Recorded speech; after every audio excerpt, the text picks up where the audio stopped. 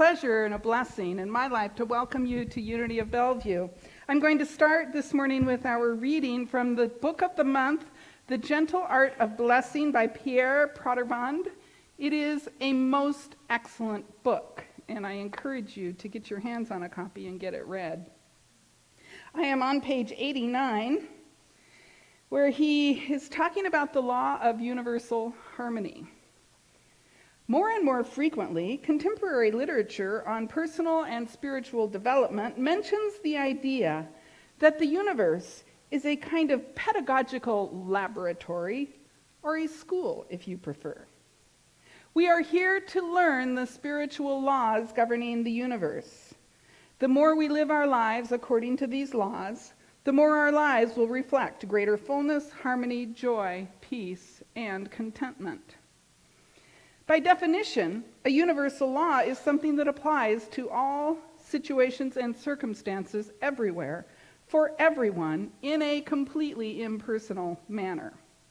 The laws governing the growth of roses function in the same manner for a French gardener with blonde hair or a Turkish gardener with dark hair. A rose wouldn't think, well, I confess to having a weak spot for French gardeners, especially blonde ones with mustaches like Henri. So I will grow a little faster and make myself a little more attractive. No, a rose does not think that way. There is no situation, person, or circumstance that could in any way be outside the reach and protection of spiritual law because it is infinite.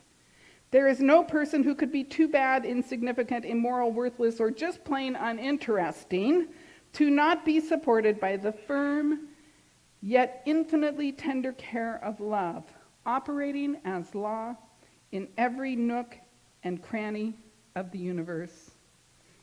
If this is so, then each challenge, difficulty, and trial conceals a secret gift, a hidden blessing that can contribute toward our growth to greater fulfillment, even trials that might appear destructive.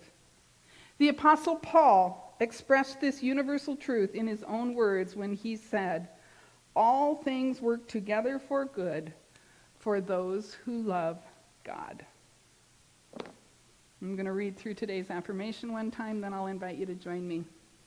I bless this day and everything in it, calling forth all the good, seen and unseen. I know God's blessing walks with me wherever I go, that I am blessed even as I am a blessing to others, and so it is. Please stand and join me with conviction. I bless this day and everything in it, calling forth all the good, seen and unseen. I know God's blessing walks with me wherever I go, that I am blessed even as I am a blessing to others, and so it is. And friends. And we are blessed to have her with us today. We're here today to talk about truth.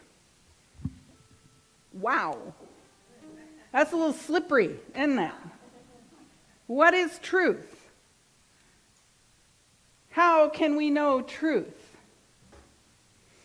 Webster says that truth is present when something is in accord with reality. Well, we're already in a big mess because we have a whole different idea about what reality is, right? Most people think reality is this, and reality is the floor, and reality is all the troubles and pains of my life. That's reality. But we know better, don't we? Reality is created in consciousness. Reality is the energy from which all things spring, and we create our own reality by the power of our thought, by the power of our word, by the power of our awareness to something greater than we are, by the power of our willingness to have reality be fulfilling, satisfying, grace-filled. I want more of that. How about you? In accord with fact or reality. That's not a very useful definition to me. It is a useful definition for me when I think about how many of you noticed there was a bit of a storm last night? Like, that's a fact, right?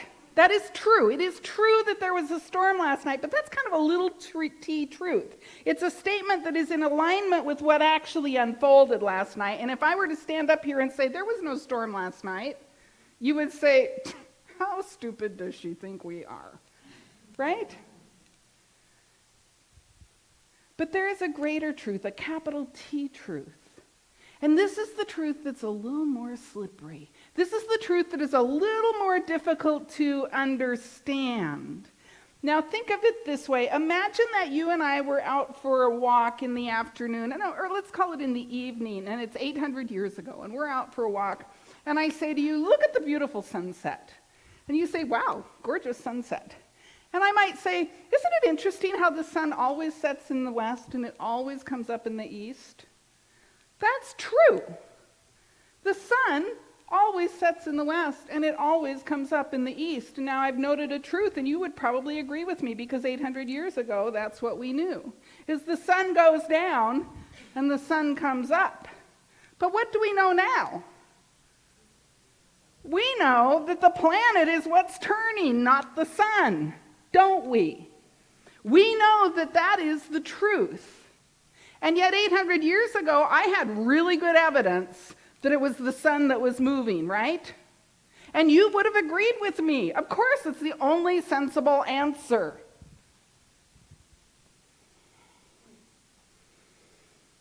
But what if the earth is what's rotating? What if the earth is what's changing?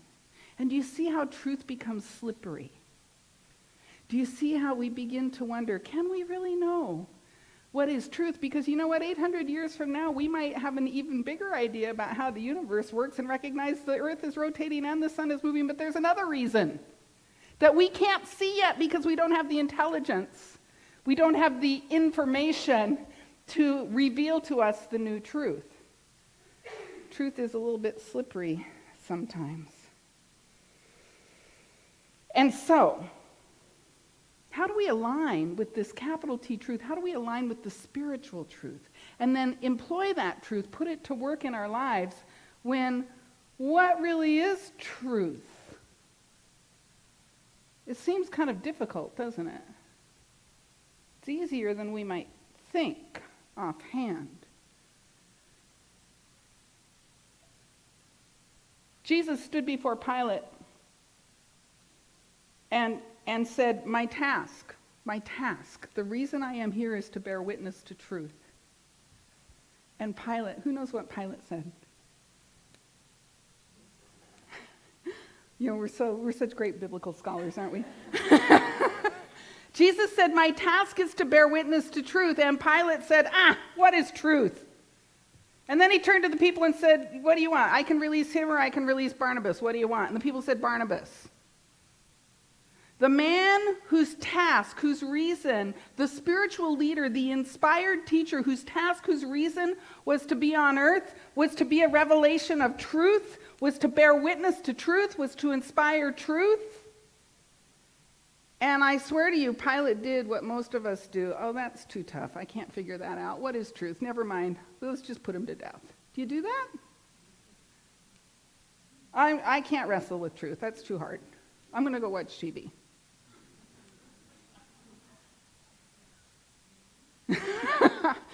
But if we're not willing to wrestle with and come into our own knowing of spiritual truth, and I don't mean being able to recite, because I can give you 5 or 6 sentences and you can learn them and you can recite them about the nature of spiritual truth. But what I'm talking about is knowing, that gnosis knowing. The Gnostics, the early Christians, their thing was like knowing like we know there was a storm last night because we were in the middle of it. We are clear. We experienced it. We know there was lightning and thunder and rain and all kind of stuff, and the game was delayed 2.5 hours. We know deep in our souls that is what happened last night because we were in the experience of it. That is the gnosis kind of knowing that I am talking about. And we can have a gnosis knowing, a deep experiential knowing of truth, if we're willing to wrestle with it, if we're willing to be present to the concepts and the ideas. Then yes, come here and study and take classes and do the things that we do to come into a deeper realization of what truth is. Now, Jesus said, my task is to bear witness to truth. His most powerful teachings were the teachings of love. Yes? He said, what did he say is the first commandment? Love God. Love God. The second commandment, he said, love your neighbor as yourself. Love was his fundamental, most powerful teaching. I believe it is a spiritual truth that we live in a universe of love. And I'll tell you why I believe that here in just a little bit. We live in a universe that is, its foundational principle, its foundational truth is love. And Jesus said, you will know the truth, and the truth will what? Set you free. When we know the truth that the foundational universal principle is love, we are set free. And if you're not free, you don't know enough about love yet. Anybody feeling any restriction anywhere in your life? Right? But you know what? If we can really anchor in that foundational universal principle, that foundational universal truth, because truth and principle, in my mind around spiritual teaching, are really kind of the same thing. What is a principle? A principle is a fundamental foundational law. And I just said the fundamental foundational law of the universe is this is a universe of love. It's interesting to me how so many different religions and spiritual teachings in their own language all say God is love. That's really fascinating to me. And I can't explain why that might be. I can't explain why it might be that the foundational universal principle of the universe is love. But I believe it is. I believe that that is a capital T spiritual truth that cannot be controverted. So think of principles.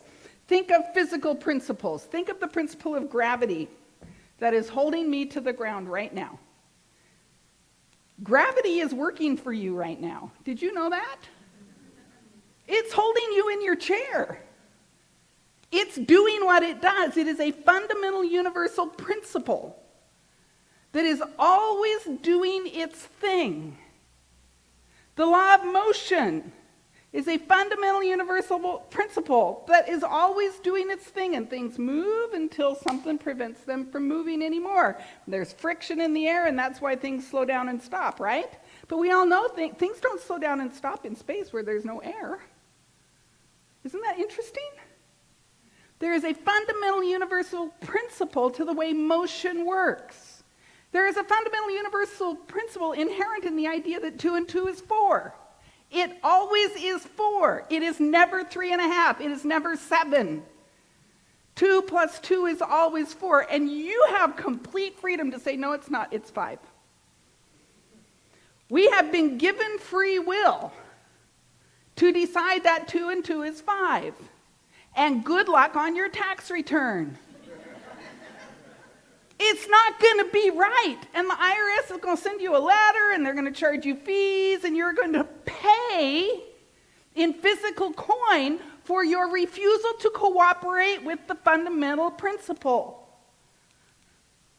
Do you see any connection to the notion that we live in a universe of spiritual principle, fundamental principles or spiritual laws that are in place? And as we are willing to live in harmony with those spiritual principles, we are set free because we know and we practice and we live in truth.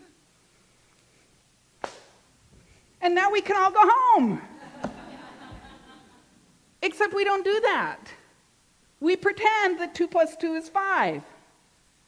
We pretend that God isn't love. Don't we?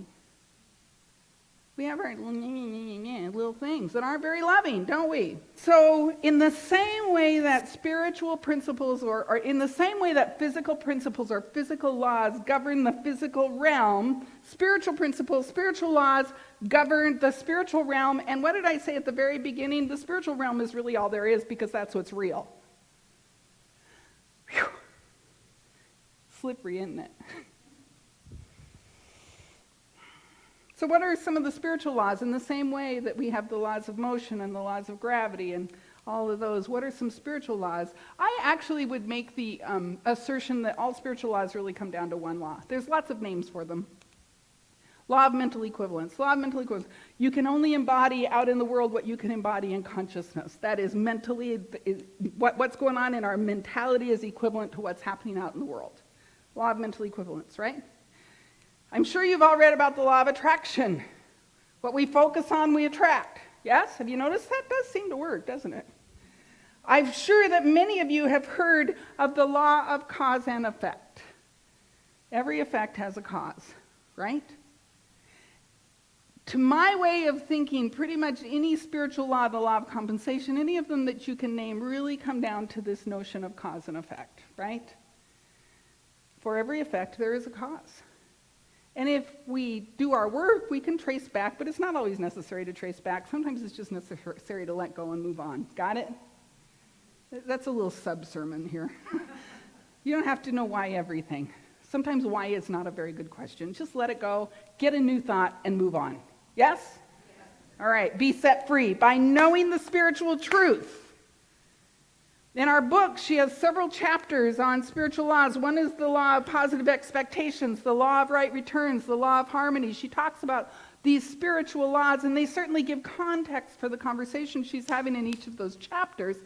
But the bottom line is they are all about something happens in consciousness, and we have an experience in the world.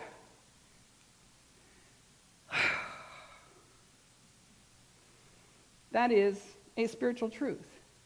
And as we cooperate with universal law and manage our consciousness and practice and grow and expand in consciousness, we align more fully with the universal presence of love, and it begins to manifest in our lives. Now, why am I talking about all this stuff today when our real topic is the gentle art of blessing? Because blessing activates spiritual law, right? Remember last week we talked in detail about the gentle art of blessing. We talked about what does it mean to bless. In the dictionary it tells us to bless something means to confer good upon it, to hold and know in consciousness something good about someone or something else, right? And so we bless something. I read the definition that Pierre Protervand has for blessing on page 103 in the book. I love this definition, so I'm going to read it again. He says, to bless means to wish unconditionally and from the deepest chamber of your heart, unrestricted good for others and events. It means to hallow, to hold in reverence, to behold with awe that which is always a gift from the Creator. That is, where everything's a gift from the Creator, right? The one who is hallowed by your blessing is set aside, consecrated, made holy and whole. To bless is to invoke divine care upon, to speak, to think gratefully for, to confer happiness upon, although we ourselves are never the bestower, but simply the joyful witness of life's abundance. Jesus said, my task is to bear witness to truth. He is the master teacher. Can we be like Jesus and bear witness to the truth about ourselves and others and about events? We are not the bestower. We are the joyful witnesses of life's abundance. We are a source, a channel for infinite blessing as we say yes to the truth, this capital T spiritual truth that we live in a universe of love. So let's be source, let's be channels for that love to make itself known. Ready? Ready to just go out and bless everything? What about the tough stuff? You got to come back next week for that. We're going to talk about blessing the tough stuff next week. Oh, Lordy, I love my life. And so as we anchor in a spiritual truth of oneness, of unity, of understanding that the law of cause and effect, that the law of mental equivalence, that the law of attraction is simply our opportunity to manifest more good in the world, we can stand being the source of making others whole, recognizing and knowing their wholeness, their oneness with the infinite universe. The spiritual truth is, here I go, throwing around truth again. I believe there is a fundamental universal principle, a spiritual truth on which all else is based, that this universe of love is a universe of oneness and of wholeness. You hear me say this, one thing happening, right? There's only one thing happening. It looks like there's things happening, there's things happening, there's things happening, there's things happening. No, there's one thing happening, and it is the infinite something in the mind of God. And as I embrace this principle, this practice of blessing, I'm not blessing Rita. I am blessing Rita. But I'm really blessing the infinite oneness of all things, aren't I? Does that make sense? If God is all there is, if there's only one thing happening, if there's an infinite presence, an infinite oneness that is the activating life source of all things, all people, all essence, then it's Rita, and it's me, and it's you, and it's you, and it's you. One source, one power, one presence. And when I bless Rita, I'm blessing the source, the power, the presence, the beingness, the essence. And I'm blessing me, and I'm blessing you. And I am activating the spiritual law that says there is an effect for every cause. And the effect I'm going to get out of being a source of blessing is what? Blessing. But that's not why we do it. Isn't that fun? It's like it is the result that we receive a blessing, but it's an unintended result. We bless because God blesses. Remember last week I told you in the book of Genesis, in our creation story, we were made. And the very first thing God did is bless them. There's no verse in between. Created, blessed. What are some things that you're creating in your life that are requiring blessing?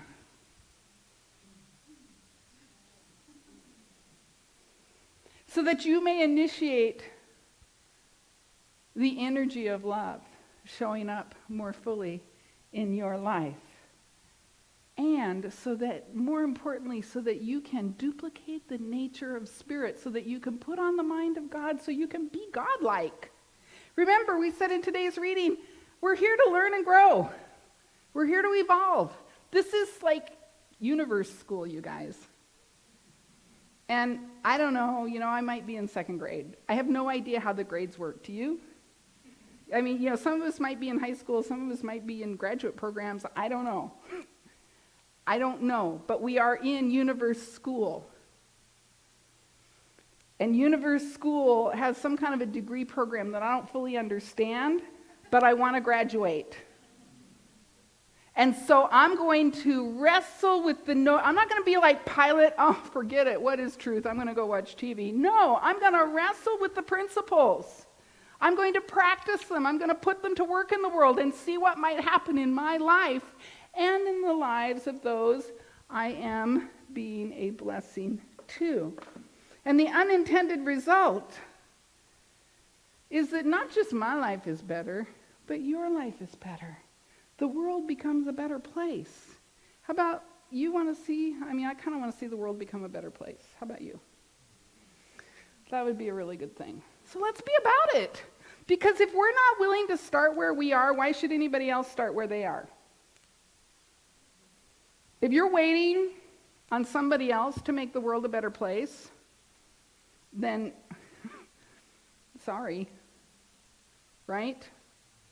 And I do know that there are times in my life when I feel a little helpless. How about you? And we're having a workshop on Wednesday where we're going to learn how to transcend that sense of helplessness and move into a place of awareness of the blessing we can be to the world and how we can start and not wait for anybody else to start. Some really specific tools you will leave with that will provide you with a deeper understanding of how you are the source of changing the world. Stop waiting for somebody else to make it better. Dig in. Do the work. And we call it work, but it's not really work. Right? It's why we're here. I was talking to some kids the other day who just started back to school. I was like, so how's school? No.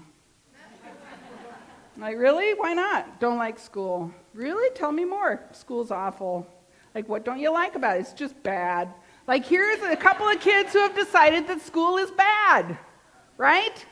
And what is their experience going to be? And I don't know why they decided that, what it is, but that's what their experience is going to be, right? Because when you plant that seed, the law of cause and effect, right? It's kind of funny, like, no, it's just bad. And the truth is, it's probably a pretty good experience for those kids, right? They probably go there and have some fun. And yet, sometimes we plant ideas about things are bad when they're really not, don't we? And then that begins to, snowball, that's the word. I started to say steamroller, that's not right. Snowball, that begins to snowball in our lives. So the time to shift is now. Stop waiting.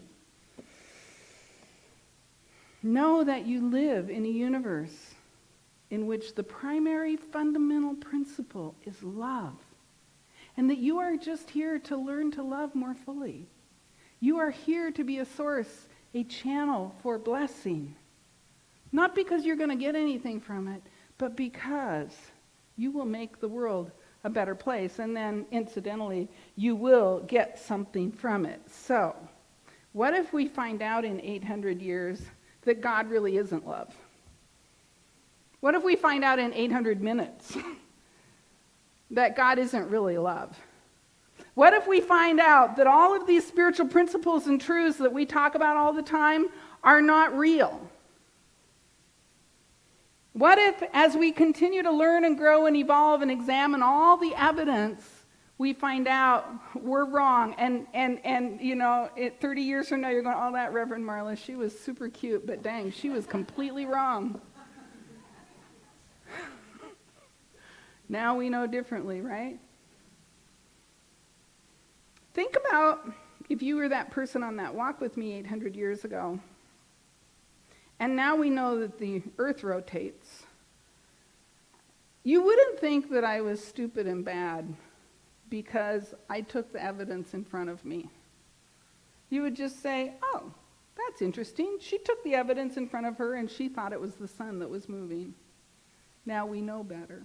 I read recently, and I think I said this once because it really touched me so much.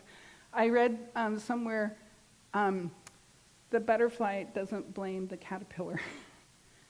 Right? Or, what is it that becomes a butterfly? It is a caterpillar? Okay, sorry. The butterfly does not blame the caterpillar for being its small self and not being able to fly. It simply becomes a butterfly and flies. We have to be willing to change, though. We have to be willing to examine our beliefs. We have to be willing to open our hearts to a greater idea. We have to be willing to challenge ourselves. We have to be willing to study and to move into spiritual practice, to have open minds, to know that in the universal school, we might only be in the second grade. God, I thought I was in graduate school. I'm only in second grade. We have to be willing to know how much there is we don't know. And so we throw around terms like spiritual truth. Yes, this is what I know and understand and have been called to bear witness to today. And next week, I might have more news for you. And 2 weeks from now, you might have news for me. Because we are all on the spiritual path. To the degree that we are working that path consciously, we will experience the revelations of truth. Jesus said, my task is to bear witness to truth. Your task, if you are following the master teacher, is to bear witness to truth as best you know it. To be a source of blessing. To activate the principles of love. To surrender to the spiritual truth that 2 and 2 really is 4. even though you really wanted it to be 5. And say yes to all the universe has for you. So are you ready to practice a little bit? Let's take the sacred breath together. As we turn within and begin to access our own inner wisdom, there is a knower within you, an infinite presence, for there is a one life, one power, one presence. And you are awake to this presence, this indwelling presence of God in you, this inner wisdom, this knower. And with each and every breath, you awaken fully, more and more fully, to this inner presence, to this inner wisdom. And as you breathe, you rest in the truth of love, the truth of grace, the truth of power. And you see yourself stepping forth in the world, blessed, good conferred upon you by the infinite mind and heart of God, richly blessed, created and blessed. And you simply feel this unconditional love flowing through you, this love for self. And you release any blame on the caterpillar, you release any shame, you release any guilt, and you lift yourself like a butterfly to the heavens, understanding and knowing the universal presence is right where you are.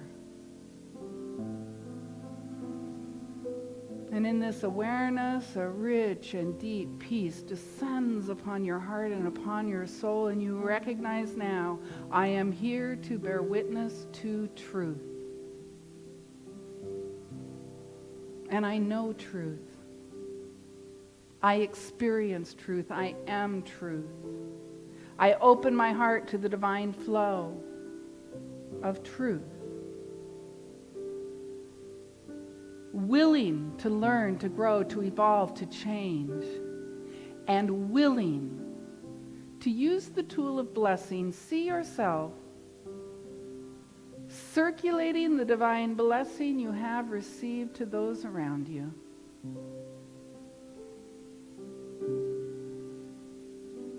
And bring to mind perhaps now someone that is awaiting your blessing.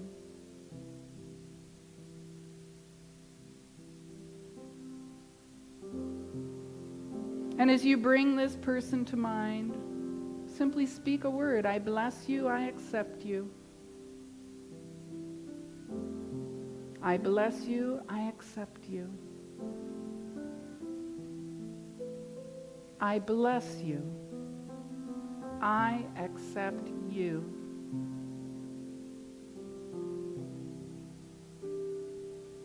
And you see yourself becoming this practice, that you are one who blesses.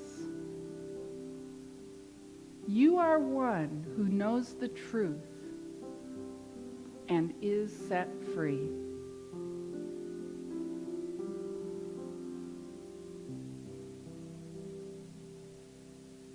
And so I give thanks for the power of this word. I give thanks for the blessing that has come upon us here today. I give thanks for the knowing of spiritual truth that washes through each and every one of us, knowing that we leave this place transformed, ready to be instruments of the divine, to allow God to work through us, as us, to make the world a better place,